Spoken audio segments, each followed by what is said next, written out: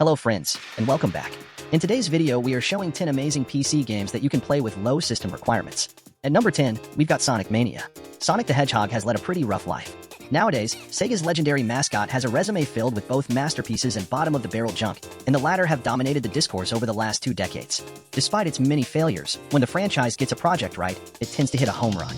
Sonic Mania is almost unquestionably the license's best title of the current century, and it was developed by a team that previously worked on fan games. The developer's experience shines through the game's retro visuals, tight level design, great music, and classic gameplay. Sonic Mania pays homage to the Blue Blur's Genesis era in a way that feels fresh rather than a complete retread, although that might have to do with the fact Sega had largely ignored 2D Sonic except for a few levels in games like Sonic Generations. At number 9, we've got City Skyline. Any city building fan has likely dropped hundreds of hours into 2015 City Skylines, a game that proved to be one of the genre's best releases of the 2010s. These types of titles have a reputation for being inaccessible. However, in recent years, developers have taken strides to lower the bar for entry. City Skylines represents this endeavor better than any of its contemporaries. Along with being ported to most modern consoles, the game is very beginner-friendly. At number 8, we've got Brawlhalla. In the realm of platform fighters, Super Smash Bros. Reigns supreme with no rivals. At least, that used to be the case up until the Wii U era. Nowadays, non-Nintendo users have a few options to satisfy their desire to see mascots punch each other into oblivion. But Brawlhalla was among the first to take a proper shot at Super Smash Bros. Crown. The 2017 free-to-play Super Smash Bros. Crown was the first to take a proper shot at Super Smash Bros. Crown. The 2017 free-to-play game has more than proven its staying power. Featuring original and licensed playable characters, Brawlhalla has an impressive roster that features fighters like Kung Fu Panda's Street Fighter's Chun-Li, and even WWE's Roman Reigns. At number 7, we've got Ultra Street Fighter 4. After the disappointing 5th entry, Capcom's Street Fighter needed to bounce back in a big way. And the franchise did just that with its June 2023 sequel. Street Fighter 6 looks incredible and plays really well. But it's also not the most taxing modern AAA release.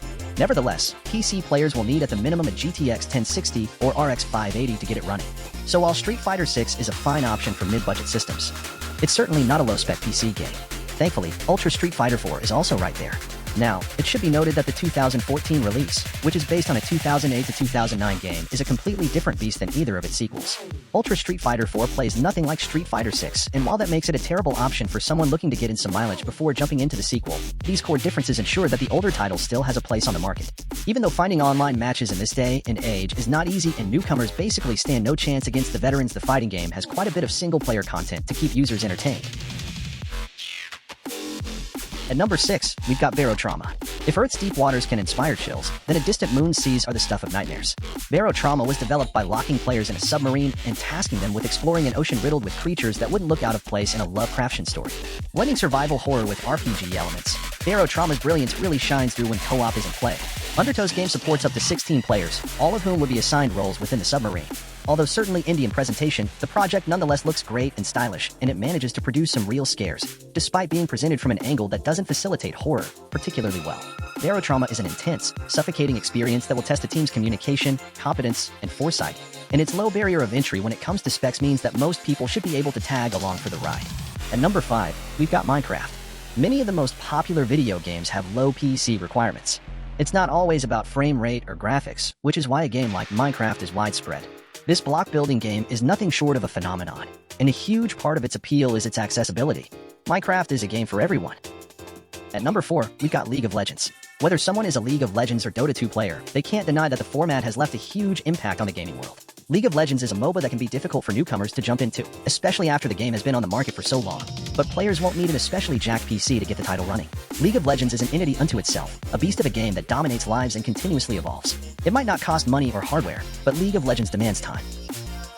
At number 3, we've got Papers, Please. An indie darling released in 2013, Papers, Please utilizes a minimalist presentation to tell a harrowing story about war, sacrifice, and guilt.